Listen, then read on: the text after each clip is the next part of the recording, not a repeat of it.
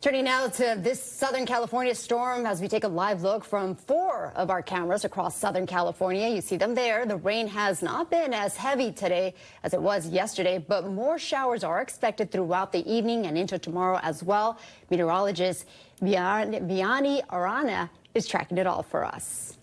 And we will remain on alert as active weather pattern system moves through the entire state of California. So if you have any form of road travel, whether that's through central or up through portions of Northern California, make sure to download those apps to keep you up to date. Let's zoom this in and take a look at the future cast of what we can expect in these next couple of hours.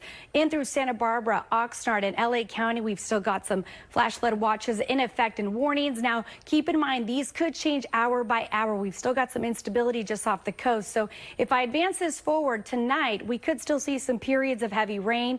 The ground is already so saturated that any form of additional rainfall will become runoff at this point. We're talking about the risk of flooding remaining, a dangerous coastline. We've already seen several marine warnings with the possibility of water spouts. Those could go on and off throughout the evening tonight. Flash flood warnings, same thing. We've got streams, creeks, and roadways that we're monitoring for a quick rise, and any form of ponding water will be problematic in these next couple of hours.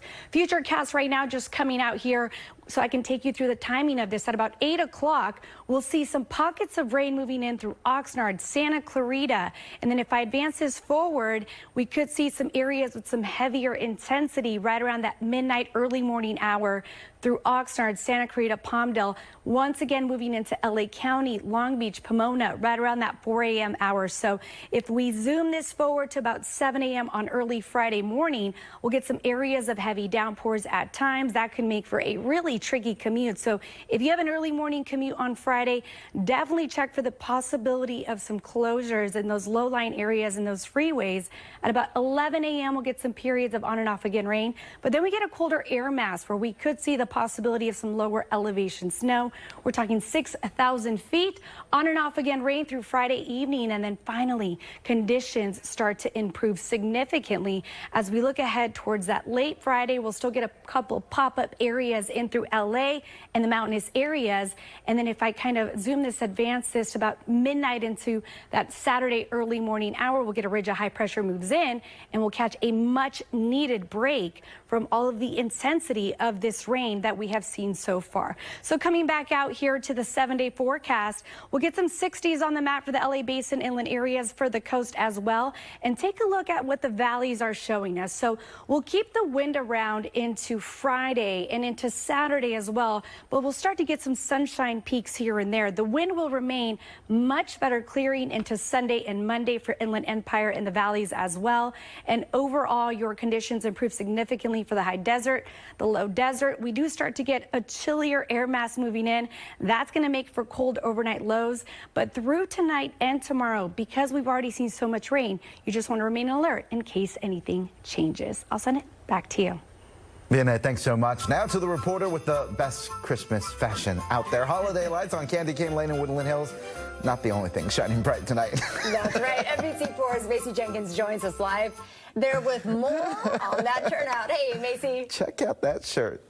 Hi, guys. Listen, I brought out the jingle bells here for this holiday season. Now, I will be honest. We were sent out here to kind of check out the festive cheer on Candy Cane Lane in Woodland Hills, and we were worried because we didn't see a lot of people, cars, or decorations. I'll have my photographer, David Gregory, just kind of zoom in over here. Look at this beautiful house. This is the Kogan family residence, and I will tell you, I was happy that the rain kind of slacked up for a bit because I brought the curls out, but I'm going to go underneath the, onto the porch, and I'm going to introduce you to Michelle Kogan. You have a lovely home, and thank you for letting us come and meet you. Merry Christmas. Merry Christmas. So, Michelle, tell me about the history of Candy Cane Lane. So it was started in the 50s, if I've got my facts correct, with a group of women called the Coffee Klatch back then, and they wanted to enhance the vibe and become more Christmassy in the neighborhood. So they tasked their husbands to make candy cane metal rods. And they wrap them around things. Them with white and red tape, and every neighbor got them. And back then, there was nothing around here. So it was a big open neighborhood.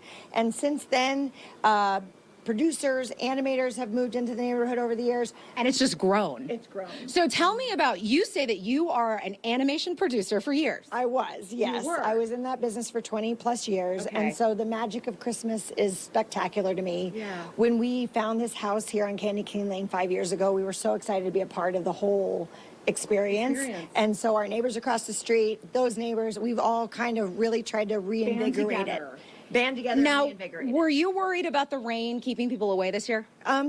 No, because people come out no matter what, Right. which is hilarious. Okay, And okay. we've had a few mishaps. Our snowman was not alive earlier today. You got him up again. got him up You know for what? you guys. We're running out of time, so Charlotte, bring us the drinks. Let's have a little champagne. We'll toast to a happy Christmas and a happy New Year. And this is for all of you guys back at the studio. And Grandma Susie, thank you for joining us. Okay, Merry Christmas. I'll send it back to you guys. Here's the Good way to Merry end it. Christmas. Just a sip for now. We're working. Thanks, guys.